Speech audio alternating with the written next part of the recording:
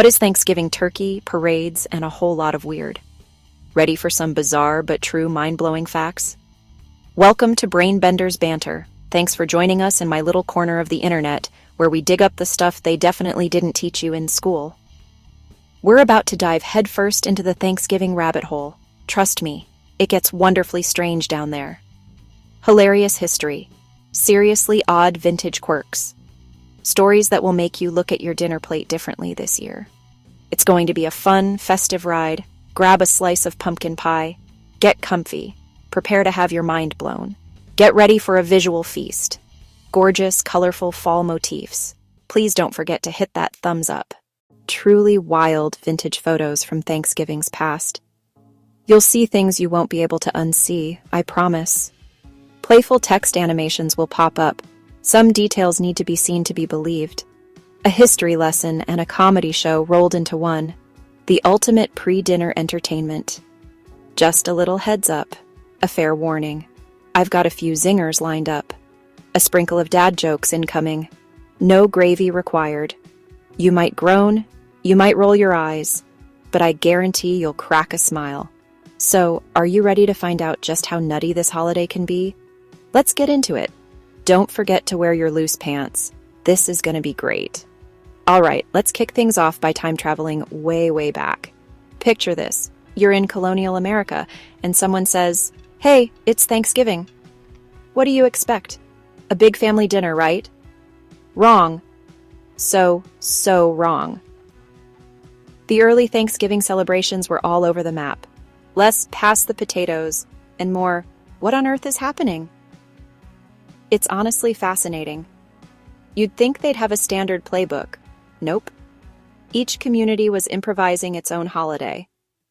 Not a single day of feasting. Some were multi-day festivals. Colonial Lollapalooza. More pilgrims. Worse music. One town. A serious, solemn day of prayer and fasting, which, let's be honest, sounds like the opposite of Thanksgiving. Another town. A full-blown fair lasting days. Complete chaos in the best way. No national memo, no Hallmark card. And the activities? Get this.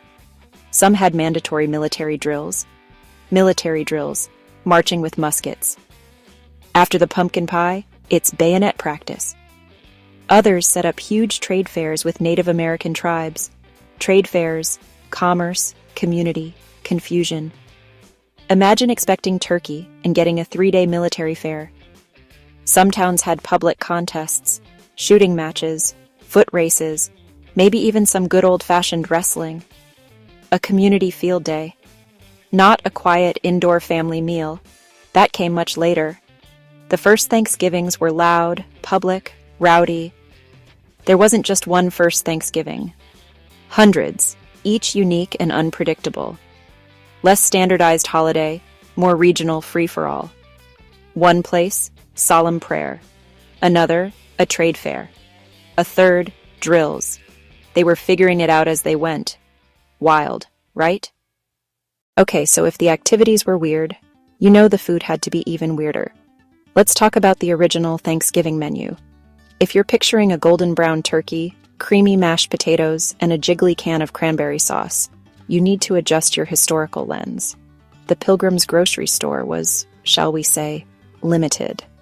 It's like the world's most intense episode of Chopped. First off, turkey might not have even been the main event. Shocking, I know. Historians believe that venison, or deer meat, was a huge part of the feast. It makes sense. Deer were plentiful. The table was likely loaded with all sorts of birds. Swans, ducks, geese, passenger pigeons. It was a full-on flock fest. Pass the goose. Being on the coast, seafood played a massive role. They were eating eel. Yes, eel. Those long, slithery, snake-like fish were a delicacy. Can you imagine your aunt bringing a platter of roasted eel to Thanksgiving dinner? Who wants a slice of Uncle Bob's famous jellied eel? That's a hard pass from me. They also had lobster, clams, and mussels. Everyday food then, not a fancy treat. Forget your green bean casserole. They had vegetables like pumpkins and other squashes, probably boiled or roasted. Corn was served, but as a gritty cornmeal mush or porridge. Think Colonial era grits. And the pies. Savory, not sweet. Filled with meat and soaked in beer. It preserved meat and added flavor. I'm not sure if I'm intrigued or horrified.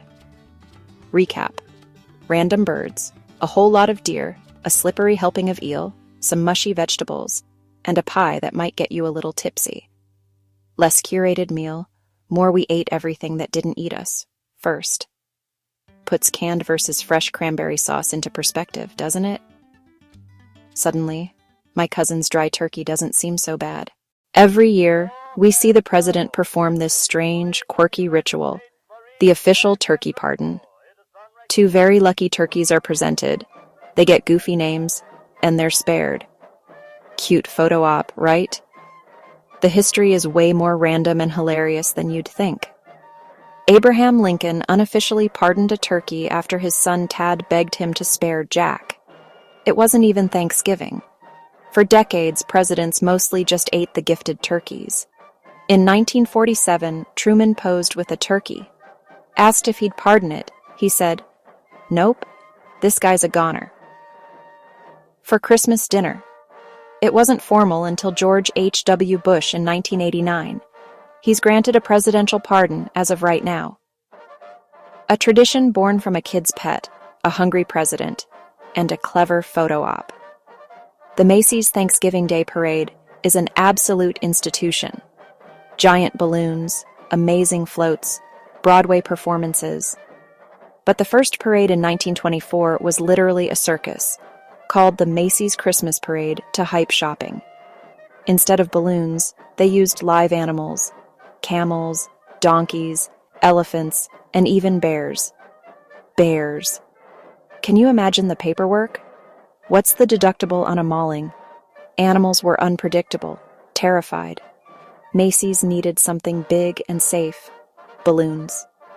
In 1927, puppeteer Tony Sarg created the first giant character balloon, Felix the Cat. They had no deflation plan, so they let them go. Balloons popped or drifted for miles. Macy's even offered rewards. It was a mess. Eventually, they figured out safer deflation, giving us the parade we love, born from live bears and a let-it-go plan. Let's talk about a ghost of Thanksgiving past. The Aspic, specifically the tomato aspic. Aspic is basically savory jello made with meat or veggie stock and tomato juice, plus lemon, maybe Worcestershire, a Thanksgiving staple mid-century. A vibrant crimson ring wobbling on a platter. Elegance, they said. The art was what you suspended inside. Shredded cabbage, celery, olives, hard-boiled eggs, sometimes shrimp. Slice in and reveal a cross-section of whatever the cook trapped that day, a culinary time capsule of terror. Proud unmolding, perfect wobble, polite applause, fear in their eyes. "Oh, Mildred, your aspic is divine." Then hide a slice under mashed potatoes. Peak food-based psychological warfare. Be thankful you're not being served a cold tomato and shrimp jello mold. Some things are better left unjiggled. Thanksgiving also gets incredibly regional. Along the East Coast, oysters were abundant and cheap, so oyster stuffing. For some, beloved. For others, culinary crime scene. One of the most divisive dishes, Team Oyster versus Team No Way. In some coastal communities, seafood was the star, stuffed cod, lobster feasts, crab cakes as crucial as turkey. Fishing families celebrated the harvest of the sea, traditions mirroring local economy and culture. While many focused on the bird inland, coastal tables tasted like the ocean. It's a whole other world of Thanksgiving flavor. For every perfect commercial moment, there are a dozen mishaps. 1927. Felix tangled in wires, caught fire. A flaming cartoon cat falling from the sky. 1930s. An Eddie Cantor balloon careened into a lamppost and dumped icy rainwater on spectators. 1997. Cat in the Hat struck a lamppost. A piece fell, injuring a spectator. Serious incident that changed safety rules. Size limits. Wind speed rules. A wake-up call. Kitchens are pressure cookers. Pie fails galore. Make a perfect pie. Then, airborne tragedy. Deep frying frozen wet turkeys equals grease fire chaos. Dramatic, dangerous. Annual PSAs exist for a reason. From runaway balloons to exploding birds, chaos is part of the tradition. I'm about to hit you with rapid-fire turkey trivia. Their heads are like mood rings, skin called the snoot and wattle shifts, red excited, blue agitated, white calm. They literally blush with their entire head. How many feathers? 100? 1,000? Nope. 5 to 6,000 arranged in tracts. Flight. Wild turkeys can fly. Insulation and dramatic puff-ups to impress. Monocular periscopic vision. About 270-degree field. Hard to sneak up on, but poor depth perception. Only males, toms, gobble. To attract hens and answer rivals. Hens cluck. Sound wave graphic. Gobble versus cluck. All that gobbling? Dudes showing off. The turkey equivalent of revving loud cars. It's all for show, and now you know. Quick palate cleanser. It's time. I warned you. You can't say I didn't. So, why did the cranberries turn red? Because they saw the turkey dressing. Get it? Dressing, as in getting dressed. It's so dumb. I love it. You're laughing. Or groaning. Either way, my job here is done. One more later. Stay tuned. The cranberry. Seems simple. Berry, sauce. But you'd be so wrong. Historically a dye, Native Americans and colonists stained textiles. If you've worn a cranberry stain, you know, cranberry shoe polish, I'm not making this up. Honey, have you seen the cranberries? My shoes are dull. Packed with antioxidants and vitamin C, used as poultices and by sailors to prevent scurvy. Clothing, footwear maintenance, medicine, dye, polish, prescription, the original superfood. Incredulous, but true. Next time you plop that jiggly cylinder, give it a nod. Impressive resume. You thought we were done. Saving the best, or worst, for last. This is my grand finale. Tell this at dinner. If they stare, say, BBB told me to. Warm up the grown muscles. What key? Has legs but can't open any doors? A turkey. A turkey. Okay, you get it. Short, punchy, nonsensical. Perfect dad joke. You're welcome. I'll be here all week. Tip your waitress. And that's a wrap on our whirlwind tour of Thanksgiving weirdness. It makes you appreciate today. And maybe start a few weird new ones. Maybe skip tomato aspic and live zoo animals. I hope you laughed, learned, and got hungry for more weird history. Thanksgiving is about coming together, being grateful, and eating too much. Now you've got stories to share while you do it. I'm grateful for all of you. Have a wonderful, safe, happy Thanksgiving. Like, share, and subscribe for more bizarre history. Pass the gravy.